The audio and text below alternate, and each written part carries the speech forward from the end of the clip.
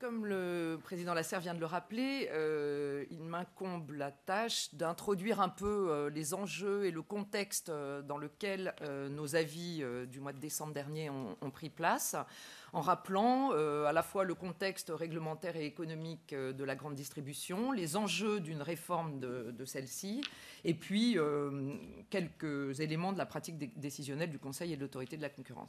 Alors, le plan que je vais peu ou prou adopter est le suivant. Je vais d'abord commencer par rappeler que la grande distribution en France et son état actuel résultent d'un empilement de régulations qui se sont succédées depuis le milieu des années 70 et qui ont visé souvent des objectifs complètement contradictoires, peut-être à l'insu d'ailleurs de ceux qui ont pris les différentes dispositions.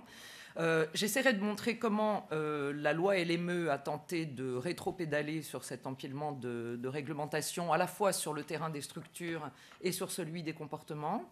J'en dresserai ensuite un bref bilan, mais qui est un bilan provisoire et qui plus est, qui ne prend pas place aujourd'hui en juillet 2011. Donc il est évidemment un peu antérieur à cela et donc il ne prend pas nécessairement en compte toutes les évolutions qui se sont produites depuis la loi LME, les résultats positifs, mais aussi les problèmes persistants, ce qui explique évidemment à la fois les autosaisines pour avis de l'autorité de la concurrence et l'accent qui a été mis aujourd'hui sur les problèmes de concurrence qui subsistent dans ce secteur.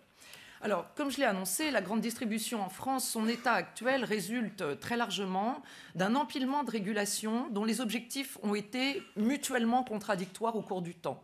Suivant les moments, il s'est agi de protéger le petit commerce des avancées de la grande distribution, de protéger les producteurs et les petits producteurs, plus ou moins cet objectif vis-à-vis de la grande distribution, d'aménager les villes, de répartir les structures commerciales sur le territoire. Et tous ces objectifs ne sont pas nécessairement compatibles, comme je vais essayer de le démontrer. Cet empilement de régulation a été fait dans une très grande incompréhension, à mon sens, alors j'endosse tout à fait ce jugement, des mécanismes concurrentiels. Pourquoi ? Eh bien parce que l'idée qu'il fallait limiter le pouvoir de la grande distribution s'est accompagnée de l'idée qu'il fallait bloquer l'entrée sur le marché de la grande distribution. En gros, qu'il fallait empêcher les grandes surfaces d'être trop nombreuses et d'arriver. Alors, on aurait demandé à l'époque l'avis de l'équivalent d'un conseil ou d'une autorité de la concurrence. On aurait probablement eu un avis très négatif sur les conséquences d'une telle érection de barrières à l'entrée, puisque en réalité, quand on ferme un marché, on donne évidemment plus de poids à ceux qui s'y trouvent déjà. Et c'est exactement ce qui s'est produit. Les barrières à l'entrée qui ont été érigées à l'entrée du marché de la grande distribution ont en fait évidemment abouti à mettre entre les mains des distributeurs présents un très fort pouvoir de marché qui s'est exprimé à la fois vis-à-vis de l'amont, c'est-à-dire dans les négociations avec les producteurs, et vis-à-vis de l'aval, dans la capacité de ces grands distributeurs à limiter, disons, la concurrence sur le marché de détail. Et donc, évidemment, panique. On s'aperçoit que finalement cette limitation de l'entrée dans la grande distribution nuit aux producteurs et donc les régulations suivantes essayent de combler les failles de ce dispositif en essayant de protéger les producteurs contre ce pouvoir accru des grandes enseignes. Et ça, c'est toutes les régulations comme du type de la loi Galland qui essayent d'encadrer et de limiter les comportements des distributeurs pour essayer tant bien que mal, de limiter leur pouvoir dans la négociation face aux producteurs. Et donc, on voit qu'on rajoute une couche de réglementation qui éloigne de plus en plus des processus de marché et qui crée énormément d'effets pervers. Et donc, on a eu toute une série en fait, d'avis qui ont été émis soit par le Conseil, soit par l'autorité. Donc, tous ceux que je cite sont en fait des avis du Conseil qui analysent cette situation et qui démontrent qu'en réalité, à chaque fois qu'on identifie un nouveau problème, on rajoute une couche de réglementation, tout en oubliant que cette couche de réglementation va elle-même produire des effets pervers, qu'on ne mesure pas nécessairement bien au moment où on la prend, et qu'on se trouve finalement dans une situation dont tout le monde déplore le manque de fluidité, les freins apportés aux mécanismes concurrentiels, etc. Alors, la loi LME, dans ce paysage, tente en fait de revenir en arrière sur un certain nombre des dispositions qui ont été successivement prises dans son contexte réglementé et tente donc de détricoter, pardonnez ce mot un peu familier, ces réglementations successives. Alors en fait, la loi LME met l'accent sur le fait qu'il y a deux types de problèmes qui sont évidemment très étroitement imbriqués.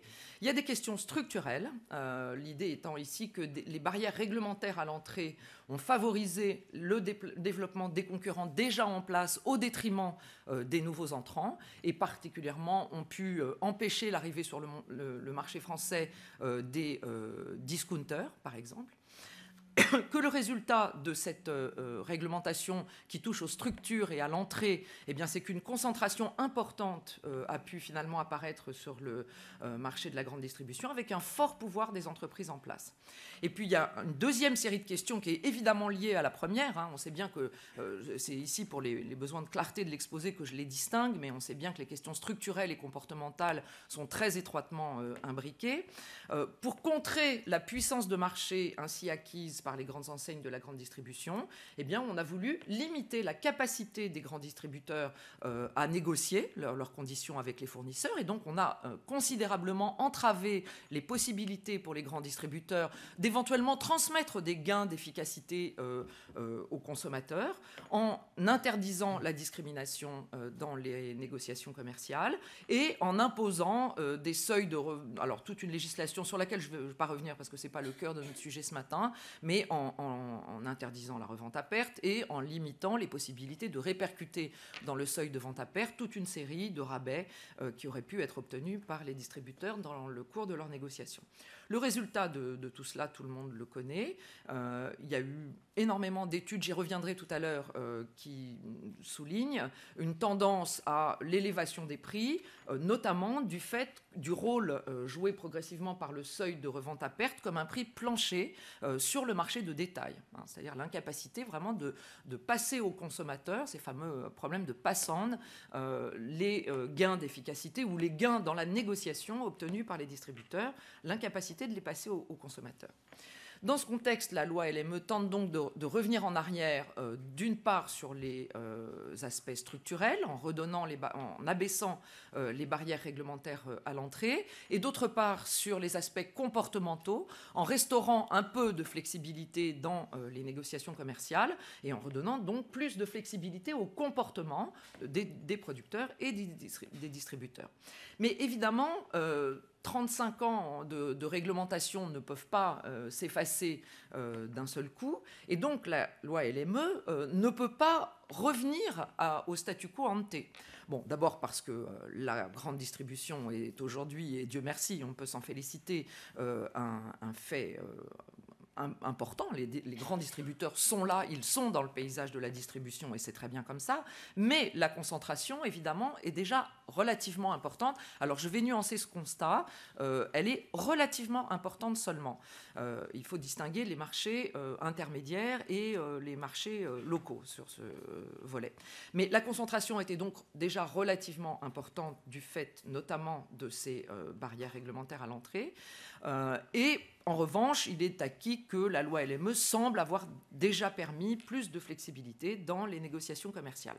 Alors sur le volet structurel, les principales dispositions de la loi LME, je n'y reviens pas, sont de relever le seuil d'autorisation administrative de 300 à 1000 m², de supprimer les critères de nature économique dans l'appréciation qui est faite des possibilités d'entrer sur le marché par un nouvel entrant dans le secteur. Donc ça, c'est effectivement l'un des points sur lesquels nous nous étions prononcés, notamment dans notre avis de 2007, en disant que le couplage de deux dispositions, d'une part la présence des concurrents en place dans les commissions qui délivrent les autorisations administratives était évidemment complètement aberrant, et il était d'autant plus aberrant que ces commissions devaient se prononcer sur la base de considérations de type économique, du type est-ce que, oui ou non, les consommateurs ont accès à des infrastructures commerciales suffisantes pour pouvoir avoir suffisamment de choix, etc. Alors quand on demande aux entreprises en place si oui ou non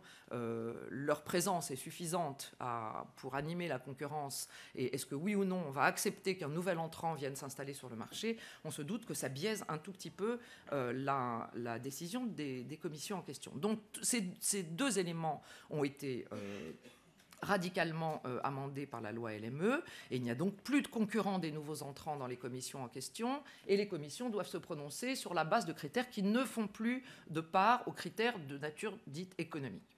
Et puis, d'autre part, toujours dans le volet structurel, le seuil de notification des concentrations dans le secteur de la distribution a été abaissé, et notamment encore plus dans les DOM. J'y reviendrai brièvement ultérieurement. Alors, sur le volet comportemental, la LME introduit la possibilité de discriminer, c'est-à-dire que des conditions différentes peuvent être proposées par les producteurs aux distributeurs. La loi LME introduit donc la négociabilité des conditions commerciales, ce qui est évidemment tout à fait fondamental pour permettre aux partenaires de négocier toute une série de ce qui va finalement animer la concurrence ensuite sur le marché de détail. Mais la loi LME, en l'état actuel des choses, ne lève pas l'interdiction de revente à perte, même si le seuil de revente à perte a été modifié dans un sens qui est évidemment plus favorable à la concurrence, et même si désormais la répercussion au moins partielle de certains avantages tarifaires obtenus par le distributeur sont possibles à l'égard des consommateurs. Alors assez rapidement, après l'adoption de la loi LME, un certain nombre de bilans ont été dressés. Alors je ne peux pas rentrer vraiment dans le détail de l'ensemble de ces études. Je vais simplement peut-être parler du premier bilan de la LME qui a été dressé par les services du ministre à la suite de la loi LME, et qui se situe environ un an et demi après que les dispositions soient entrées en vigueur. Donc le bilan dressé par le ministre est le suivant. Il dit que les projets de surface commerciale alimentaire hard discount, qui était vraiment l'un des problèmes soulevés pour lever les barrières réglementaires à l'entrée, eh bien, ces projets de surface commerciale ont doublé, et que dans les 40 villes les plus chères de France au moment où la loi LME est prise, eh bien, on a une enseigne de plus, notamment du côté du hard discount. Mais à l'époque où ce bilan est dressé, les statistiques pour la création de magasins d'une surface inférieure à 1000 m², et qui donc bénéficient, eux, d'une levée de cette barrière réglementaire, de l'autorisation administrative, eh bien, ces statistiques sont insuffisantes, et que donc les analyses quantitatives précises manquent pour attester des effets concrets à l'époque de la loi. Alors, sur la négociabilité, je ne vais pas m'y attarder. D'après les services du ministre, on a obtenu, du fait de la mise en œuvre de la loi LME, une diminution des marges arrière importante. Mais il faut noter, et c'est ce que je note dans le paragraphe, dans l'effet sur les prix, qu'en réalité, plusieurs types d'effets sont intriqués, puisqu'il est assez difficile, notamment dans une première appréhension statistique qui vient très tôt après la loi LME, et qui intervient dans un contexte conjoncturel macroéconomique tout à fait spécifique d'abord la crise économique, et puis des mouvements de volatilité très grands sur les matières premières. Il faut évidemment des tests ce qu'on appelle en économie des tests de causalité pour déterminer quelle est l'origine exactement de la baisse de prix et la baisse de marge enregistrée après la loi LME. Il n'est pas du tout certain qu'elle soit attribuable à la plus grande flexibilité dans les négociations commerciales. Mais enfin, elle est avérée, comme vous pouvez le voir sur ces différents graphiques que je ne vais pas détailler, mais qui montrent une baisse assez sensible des prix à la consommation. Alors, vous voyez que ces indices, enfin, quelle que soit la manière dont on trie par type de surface de vente ou par type de produit, soulignent tous une baisse des prix de détail dans la grande distribution. Alors, venons-en à une manière évidemment plus étroite et plus sectorielle et moins macroéconomique de regarder quel a été l'impact direct de la loi LME sur la distribution, en regardant quel a été l'effet des dispositions de la loi LME sur le contrôle des concentrations tel qu'enregistré évidemment par l'autorité de la concurrence. Alors, vous voyez que ces chiffres comparent en fait le nombre de concentrations enregistrées par les services du ministre jusqu'au passage du contrôle des concentrations dans les mains de l'autorité de la concurrence liée, elle aussi, à la loi LME, et en même temps à l'abaissement des seuils de notification, notamment dans la grande distribution et plus particulièrement dans les DOM. Donc vous voyez qu'en gros, on passe de 2008, alors sautons si vous voulez l'année 2009, qui est une année un petit peu particulière, puisque c'est elle qui voit le contrôle, enfin le transfert du contrôle des mains du ministre à l'autorité de la concurrence. Et donc on peut imaginer que ça a créé peut-être un peu d'incertitude pour les acteurs économiques. En 2008, 127 décisions de concentration. En 2010, 198. Donc c'est évidemment une augmentation assez sensible. Donc maintenant, si on regarde, alors je rappelle ici l'abaissement des seuils qui aboutissent dans le commerce de détail à des seuils de 75 millions d'euros ou 15 millions d'euros suivant l'échelle géographique à laquelle on se situe, et qui, pour les départements et collectivités d'outre-mer, abaisse plus particulièrement ce seuil à 15 millions d'euros dans les DOM. Donc vous voyez qu'il s'agit d'un abaissement évidemment sensible des seuils de notification, qui doit aboutir très logiquement à ce que plus de concentration dans la distribution nous soit adressée. Alors c'est bien ce qu'on observe effectivement, puisque vous voyez que si on se focalise maintenant sur le commerce de détail, eh bien en 2010, 90 décisions sur 198 portent effectivement sur le commerce de détail. Donc on voit bien que cet effet d'abaissement des seuils a mécaniquement eu un effet extrêmement sensible sur le nombre de concentrations qui sont examinées et qui s'intéressent à ce secteur. Alors au sein du commerce de détail, le commerce alimentaire compte pour 62 sur 90 et la distribution spécialisée pour 28. Alors, cela dit, comme on va le voir un peu plus tard, il n'est pas sûr que ce très grand nombre de petites concentrations que nous avons à traiter puisse être capable de traiter d'une manière plus générale le problème de la concentration dans la distribution, bien entendu, comme je vais essayer de le dire ensuite. Alors, quel est le constat qu'on peut faire? Alors encore une fois, non plus cette fois-ci du point de vue un peu plus macroéconomique que j'ai essayé de présenter rapidement tout à l'heure, mais du point de vue de l'autorité de la concurrence. Le constat post-LME que l'on peut faire, c'est que clairement, la LME a levé certains obstacles à la concurrence, et notamment sur le marché intermédiaire, c'est-à-dire celui sur lequel se déroule le face-à-face entre les producteurs et les distributeurs, parce que les acteurs ont récupéré un peu de flexibilité dans leur possibilité de négocier les conditions commerciales, mais probablement la LME n'a pas permis l'accroissement de l'intensité concurrentielle au niveau des zones de chalandise, et donc il est très important de distinguer dans le discours que l'on peut avoir sur la grande distribution et dans l'appréciation qu'on peut avoir du fonctionnement concurrentiel dans ce secteur, ce qui se passe sur le marché intermédiaire et ce qui se passe au niveau des zones de chalandise locales, les deux étant évidemment étroitement imbriqués. Ce qui est clair, c'est qu'il ne peut pas y avoir de concurrence intense au niveau local si la façon dont sont négociés les prix au niveau intermédiaire n'est pas elle-même concurrentielle. Mais d'un autre côté, pour que cette plus grande intensité concurrentielle sur le marché intermédiaire se traduise en bénéfice pour les consommateurs au niveau du marché de détail, il faut évidemment que l'animation concurrentielle au niveau des zones de chalandise soit suffisante, et c'est là probablement que la situation pêche. Alors, ce qu'on peut dire, c'est que ce n'est pas entièrement imputable à la loi LME. La loi LME intervient tout simplement tard par rapport aux grands mouvements de concentration qui ont eu lieu en France depuis plusieurs décennies déjà. Alors, si on essaye d'apprécier cette concentration, ce qu'on peut dire, c'est que si on regarde ce qui se passe au niveau national, finalement, le constat selon lequel 6 enseignes se partagent à peu près 85% de parts de marché n'est pas un diagnostic si catastrophique que ça du point de vue de la concentration. Il y a des pays dans lesquels la concentration va beaucoup plus loin et où les indices de concentration tels qu'on peut les mesurer au niveau national font état d'une concentration beaucoup plus forte qu'en France. Donc finalement, la situation concurrentielle au niveau national du point de vue envisagé, du point de vue des enseignes de la grande distribution, n'est pas si mauvaise que cela. En revanche, au niveau local, il existe de nombreuses zones de chalandise. Alors on peut discuter à l'infini sur la façon de déterminer ces zones, et je ne vais évidemment pas rentrer dans ce débat ici, dans lesquelles seulement une ou deux enseignes sont en concurrence. Et là, évidemment, tout le bénéfice que les consommateurs pourraient tirer de cette concurrence relativement animée au niveau national ne se produit pas parce qu'il n'y a pas suffisamment d'animation concurrentielle au niveau de détail.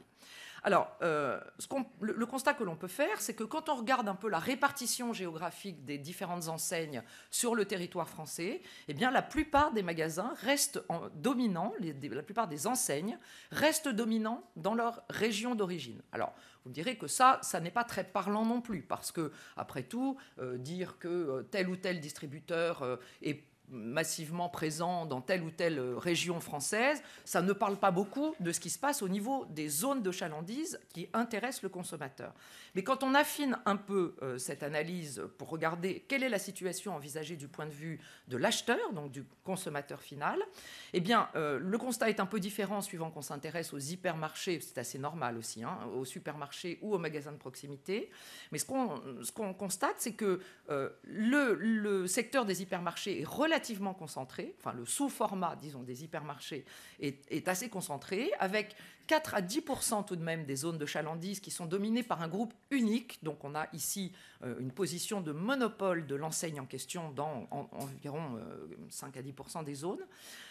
Dans 30% des cas, il y a au plus 4 enseignes qui se font concurrence. Et dans 40% des cas, un indice qu'on utilise souvent en contrôle des concentrations, notamment pour apprécier si oui ou non un secteur est concentré, qui est l'indice de Hirschman-Erfindal, cet indice se trouve supérieur à 2200, ce qui atteste d'une concentration et d'un pouvoir de marché. Évidemment, ce qui importe ici, c'est quel est le pouvoir de marché détenu par l'enseigne. On a l'habitude de considérer qu'un indice de Hirschman-Erfindal supérieur à 2200 reflète un pouvoir de marché important pour les acteurs qui sont présents.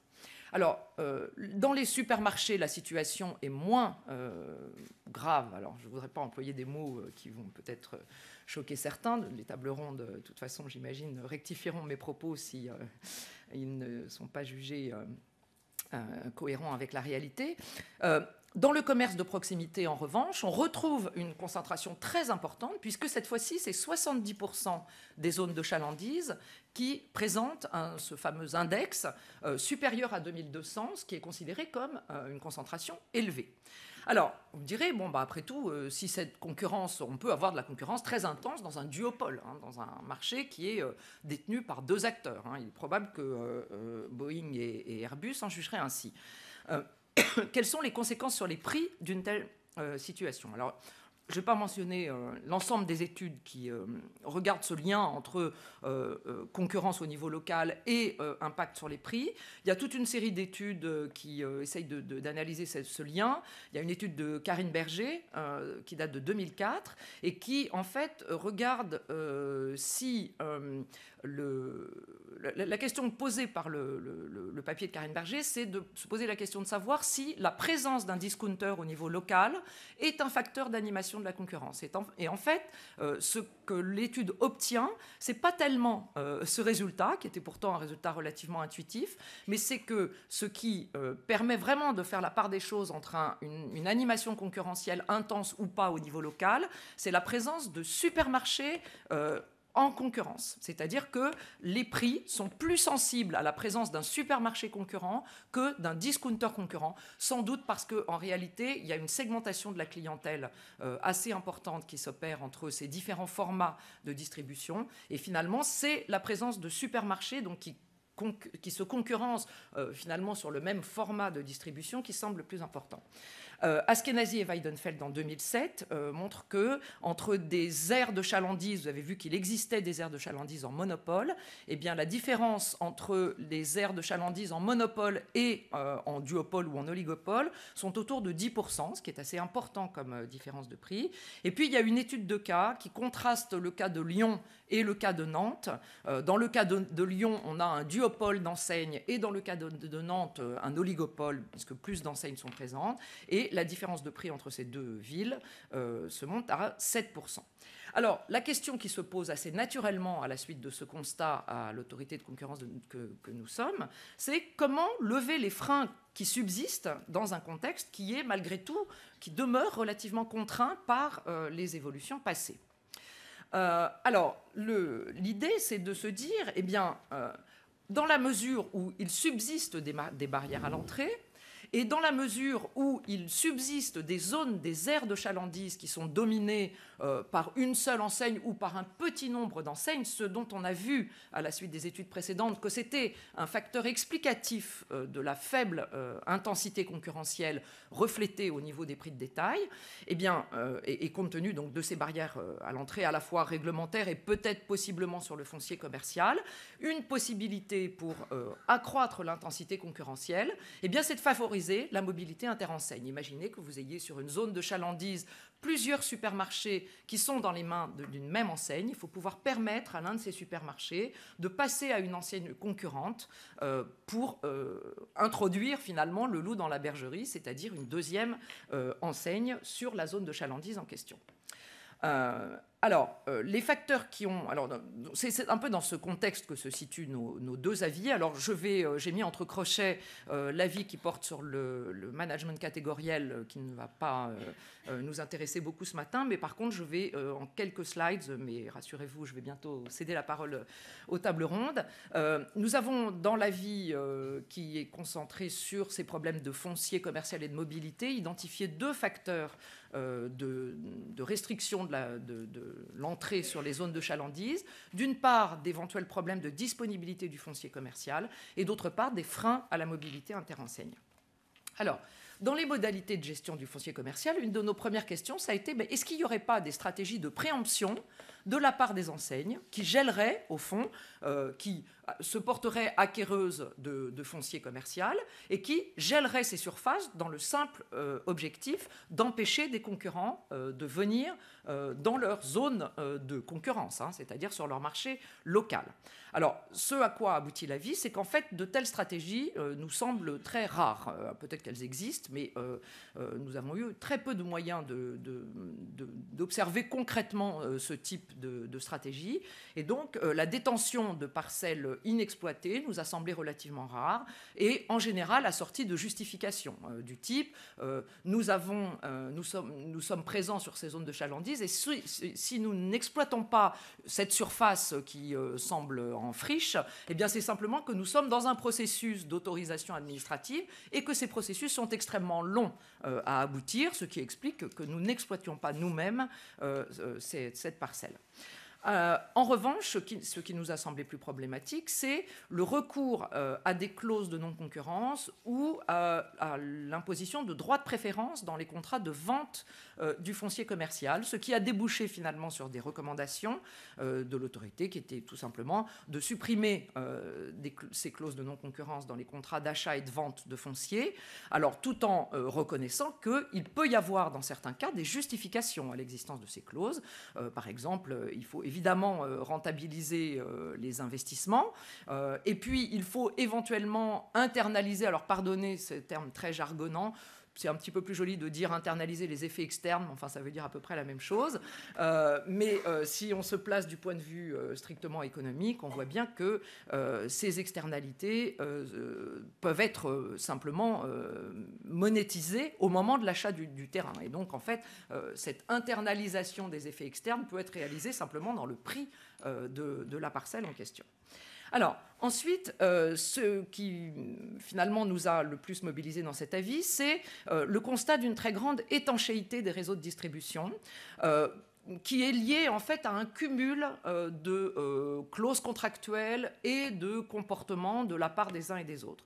D'une part, on observe à l'intérieur des enseignes des exclusivités d'approvisionnement de fait. Alors, pas nécessairement imposées par les têtes de réseau, mais souvent choisies par les membres du réseau. Ça dépend évidemment des cas.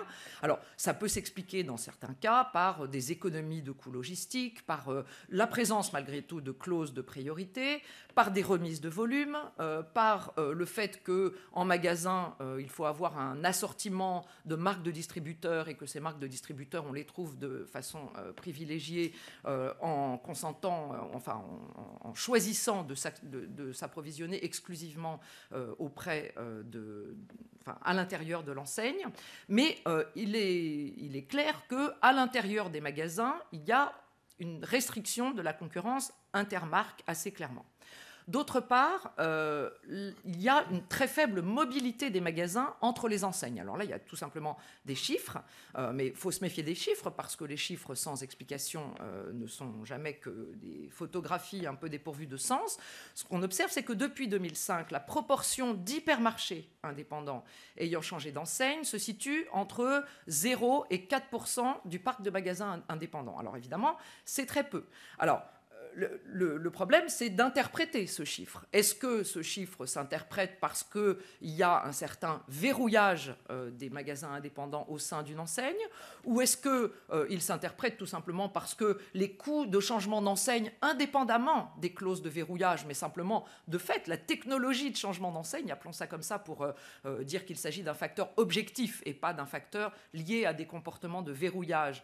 Il est possible que la technologie de changement d'enseigne, le réinvestissement que ça suppose, etc., soit important. Il est possible que le supermarché ou l'hypermarché indépendant soit tout simplement satisfait de son lien avec l'enseigne, mais il est possible aussi, et c'est évidemment sur cet aspect que nous sommes focalisés, puisque nous, on est une autorité de concurrence, donc on essaye de regarder ce qui constitue des freins à la concurrence. Donc ce qui nous intéresse, c'est les cas qui résultent d'un enchevêtrement de clauses qui enferme l'indépendant dans une enseigne. Et il nous est apparu que ces clauses existaient et se cumulaient. Alors, quels sont principalement les déterminants de cette faible mobilité? Alors, les risques économiques, bien sûr. Ça, c'est la technologie de changement d'enseigne qui est évidemment en cause, et donc je n'y reviens pas, et nous n'avons pas grand-chose à y faire. Mais les dispositifs contractuels et capitalistiques qui apparaissent dans les liens entre la tête de réseau et les indépendants sont de nature à renforcer cette faible mobilité interenseigne.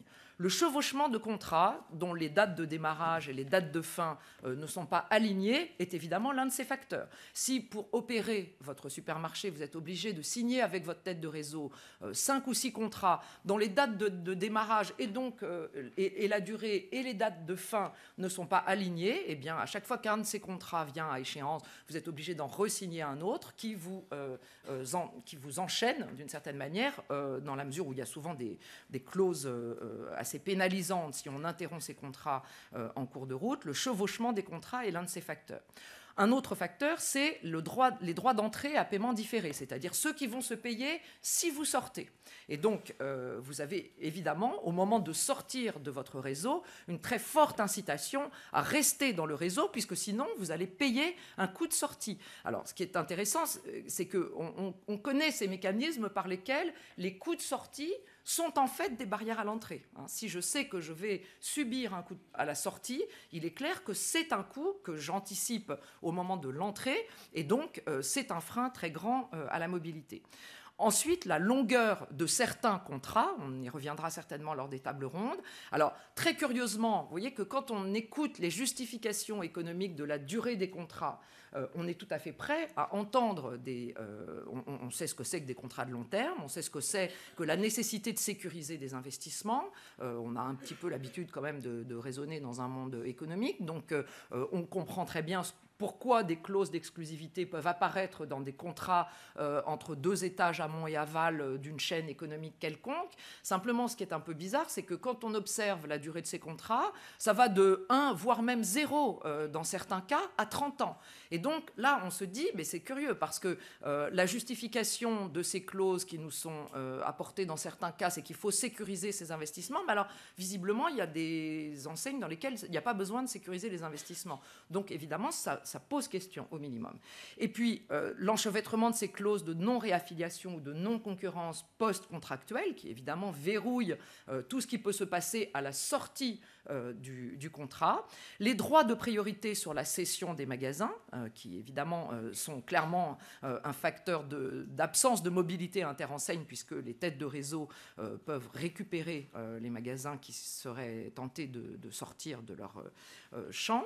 Et puis les prises de participation minoritaire, alors dont les statuts sont en fait assez différents d'une enseigne à l'autre, ou d'un cas même à l'autre à l'intérieur d'une même enseigne, mais qui sont souvent là pour limiter les possibilités de changement d'enseigne. Alors, toutes ces clauses nous sont apparues comme susceptibles de restreindre le jeu concurrentiel en empêchant la mobilité des magasins indépendants. Et donc, vraiment, le mécanisme que nous cherchons à cerner ici, c'est vraiment le mécanisme suivant lequel c'est au sein des zones de chalandise, c'est-à-dire vraiment sur le marché de détail, que la concurrence est souvent peu intense et que donc la mobilité interenseigne, notamment quand les zones de chalandise sont dominées par 1 ou 2 enseignes, serait un moyen de réintroduire de nouvelles enseignes dans ces zones vraiment qui constituent le marché qui intéresse le consommateur final. Donc c'est bien pour ça qu'il y a un impact. C'est pas seulement, on ne rentre pas seulement dans la politique des groupes, si vous voulez. C'est vraiment, il faut comprendre ce point. C'est que, souvent, on entend dire que quand l'autorité de la concurrence s'intéresse à ces clauses qui lient les têtes de réseau et les magasins dans une même enseigne, il fait de la régulation, c'est-à-dire qu'il s'immisce dans la politique des groupes. Alors, ça n'est vrai que dans la seule mesure où ces clauses et cette gouvernance interne a des conséquences sur la concurrence. Et donc ici, vraiment, le lien est celui que j'ai mentionné. Faible intensité concurrentielle au sein des zones de chalandise, et donc mécanisme qui permettrait l'ouverture du jeu concurrentiel en aval égale plus de mobilité au sein des enseignes. Alors, j'ai parlé du fait que nous acceptons évidemment des justifications, c'est clair, mais nous mesurons aussi toujours la proportionnalité des justifications qui nous sont avancées, par exemple la nécessité de sécuriser ces investissements avec la durée ou le champ d'une exclusivité, par exemple une exclusivité d'approvisionnement, ou avec la durée des clauses qui lient, dans d'autres domaines que l'approvisionnement, les magasins et les têtes de réseau. Et donc tout notre problème, c'est de regarder quel est le montant de ces investissements qui ne seraient pas reconvertibles dans une relation avec une autre enseigne et qu'il convient donc de sécuriser. Donc le problème, c'est ça, c'est est-ce que l'investissement est spécifique, et d'autre part, est-ce que son montant justifie des clauses contractuelles d'une durée aussi longue que celle que l'on a observée. Et bien souvent, il nous apparaît que les 2 plateaux de la balance ne sont clairement pas équilibrés. Donc, transmission de savoir-faire, investissement des groupes eux-mêmes dans les magasins, tout ça, nous l'admettons, mais encore une fois, notre problème est de comparer les 2 plateaux de la balance autant que faire se peut.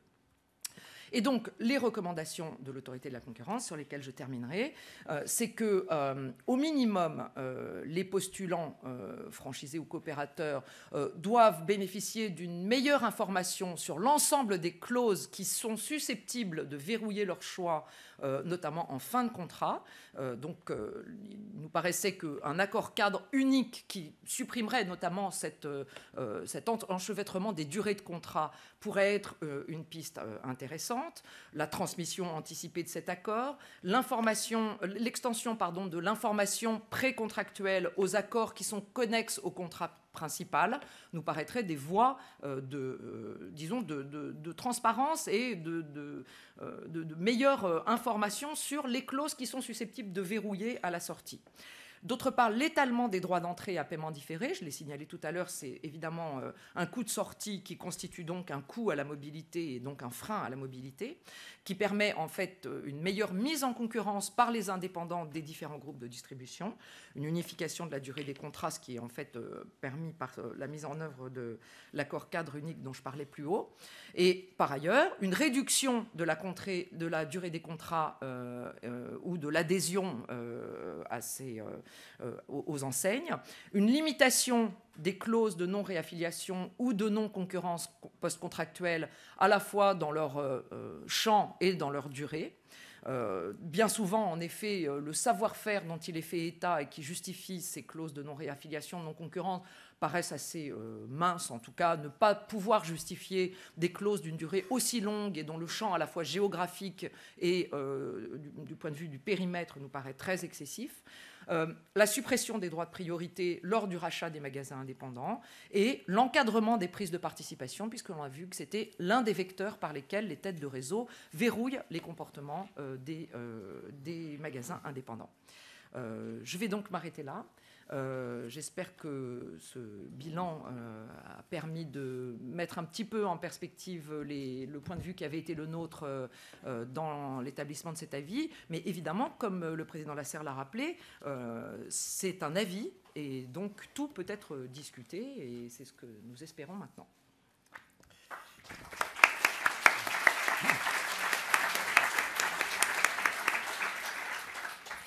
Merci beaucoup Anne Perrault pour avoir présenté de manière aussi complète et de mon point de vue convaincante à la fois les enjeux et les raisons pour lesquelles est intervenue l'autorité. Place maintenant donc aux tables rondes. Nous allons laisser la place à Virginie Beaumeunier pour la première table ronde et je voudrais saisir cette occasion pour remercier très chaleureusement tous ceux qui ont accepté de débattre avec vous tous ce matin.